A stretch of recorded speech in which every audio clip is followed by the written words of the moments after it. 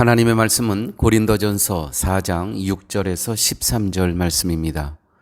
형제들아, 내가 너희를 위하여 이 일에 나와 아볼로를 가지고 본을 보였으니 이는 너희로 하여금 기록한 말씀 밖에 넘어가지 말라 한 것을 우리에게서 배워 서로 대적하여 교만한 마음을 먹지 말게 하려 함이라. 누가 너를 구별하였느냐? 내게 있는 것 중에 받지 아니한 것이 무엇이뇨? 내가 받았은즉 어찌하여 받지 아니한 것 같이 자랑하느냐? 너희가 이미 배부르며 이미 부요하며 우리 없이 왕 노릇하였도다. 우리가 너희와 함께 왕 노릇하기 위하여 참으로 너희의 왕 노릇하기를 원하노라. 내가 생각하건대 하나님이 사도인 우리를 죽이기로 작정한 자 같이 미말에 두셨음에 우리는 세계고 천사와 사람에게 구경거리가 되었노라. 우리는 그리스도의 영고로 미련하되 너희는 그리스도 안에서 지혜롭고 우리는 약하되 너희는 강하고 너희는 존귀하되 우리는 비천하여 바로 이 시간까지 우리가 줄이고 목마르며 헐벗고 매맞으며 정처가 없고 또 수고하여 친히 손으로 일을 하며 후욕을 당한즉 축복하고 핍박을 당한즉 참고 비방을 당한즉 권면하니 우리가 지금까지 세상의 더러운 것과 만물의 찢기 같이 되었도다. 아멘. 설교는 신호등의 역할을 합니다.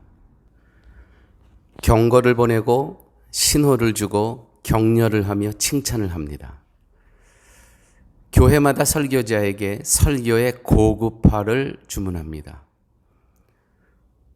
교회 여러분, 설교를 차별화하지 말고 설교를 들으며 자신을 점검하는 점검표로 받아들이셔야 됩니다.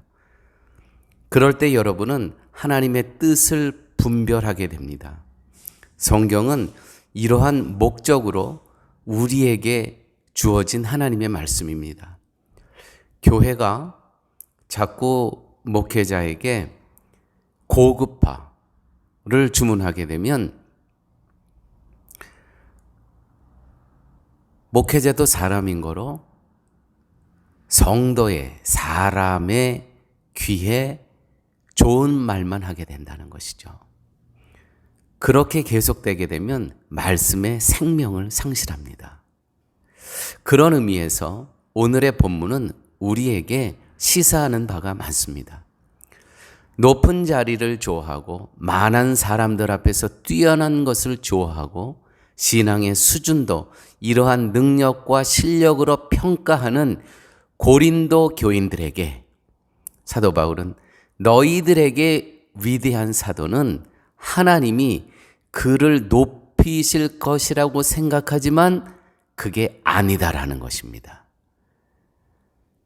사도들은 그렇게 너희들이 생각하는 것처럼 뛰어나고 위대하고 높은 사람들이 아니라는 것입니다.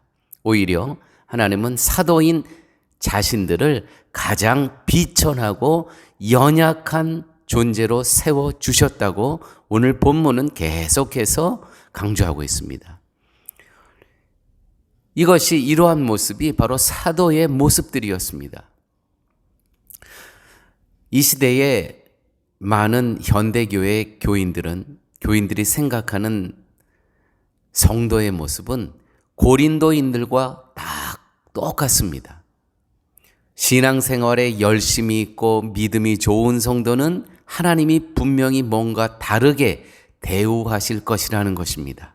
즉, 높이 들어 쓰시고 믿음 좋은 사람은 무조건 복을 받아서 잘 돼야 하고 모든 사람들의 존경을 한 몸에 받아야 한다고 생각합니다.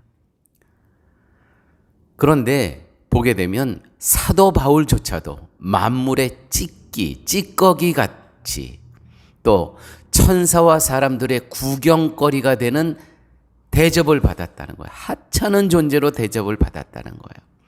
왜냐하면 사도들이 하는 일들은 세상의 방식으로는 전혀 맞지도 않고 어리석고 미련한 모습만 하고 있거든요. 그러니까 만물의 찌꺼기처럼 세상의 조롱거리, 구경거리처럼 되었다는 것이죠. 하물며 사도들이 그러한 대접을 받았다면 세상으로부터 하물며 우리 성도인 우리는 무슨 대접을 기대하고 하나님께 나와야 하느냐 이 말입니다. 10장 10절에서 13절 말씀 이렇게 기록되어 있습니다. 우리는 그리스도로 인하여 미련하되, 복음 안에서 우리 복음은 미련한 것입니다.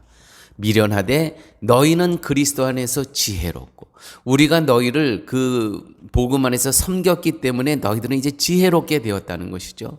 우리는 약하되 너희는 강하고, 너희는 존귀하게 되고, 우리는 비천하여 바로 이 시간까지 우리가 줄이고 목마르며 헐벗고 매맞으며 갈 곳이 없이 정처가 없고 또 수고하여 친히 손으로 일을 하며,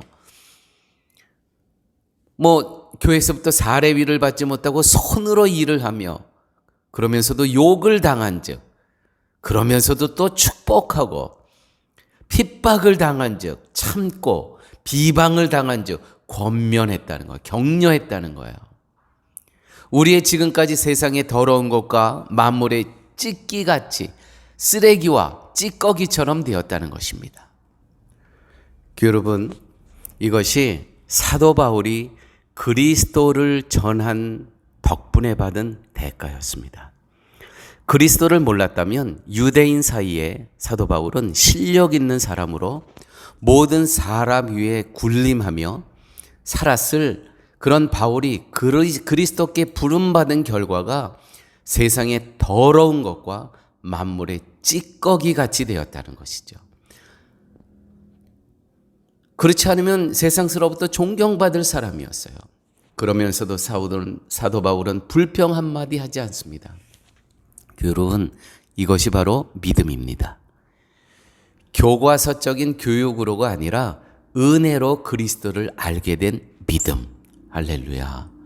세상의 전부가 아니라 부활이 있고 천국이 있음을 알고 있기 때문에 세상 사람으로부터 비방을 당하고 줄이고 목마르고 헐벗고 매맞으며 갈 곳이 없어도 괜찮았던 것입니다.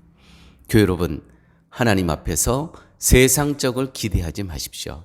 하나님은 여러분을 세상에서 위대한 자 되게 하시려고 부르신 것이 아니라 오히려 만물의 찌꺼기 같은 존재가 되게 하셔서 천국을 마음에 두고 사는 삶이 어떤 것인가를 보여주고자 하시는 것입니다. 우리가 관심 둘 것은 내가 만나는 자들에게 어떻게 하면 그리스도를 전할 수 있을까이지 세상의 부요를 구하여선 안 되는 것입니다.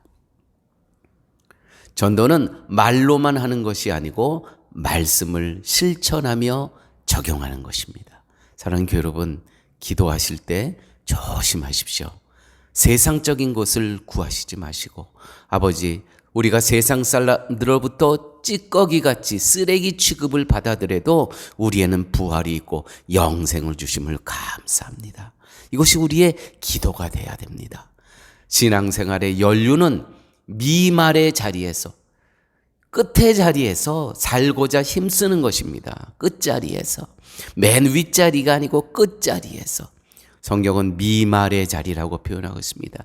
찌꺼기 같은 존재로, 찌꺼기 같은 존재로. 그것이 사도들의 모습이었고, 또한 성도들이 사는 모습, 십자가를 드러내는 삶이 바로 이런 삶이라는 것이죠. 이렇게 살 때 기억하십시오. 너희는 먼저 그의 나라와 그의 의를 구하라. 그리하면 이 모든 것을 너에게 더하시리라.